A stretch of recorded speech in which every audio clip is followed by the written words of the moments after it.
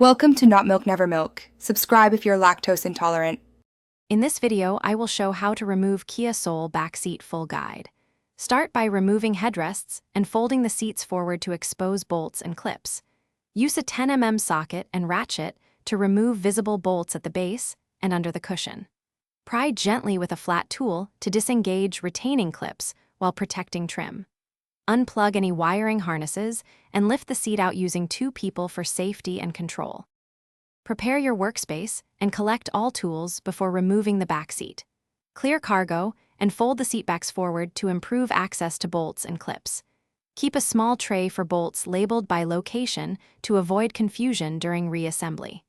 Inspect the seat for hidden fasteners under carpets or plastic covers and remove them before pulling the cushion. Have a friend assist when lifting the seat out to prevent damage and injury. If you are finding this guide helpful, please subscribe and like the video to support more content.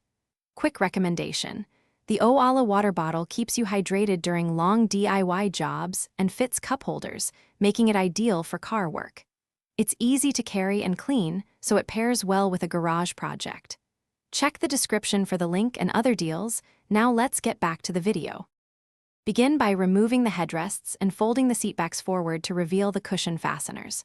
Pull any carpet or plastic covers away to expose bolts, and use a 10 mm socket to remove them systematically. Once bolts are out, pull up sharply on the front edge of the cushion to release retaining clips while watching for hidden tabs.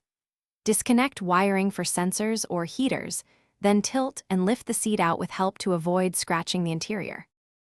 Thanks for watching. If this was helpful, leave a like and consider subscribing. See you next time.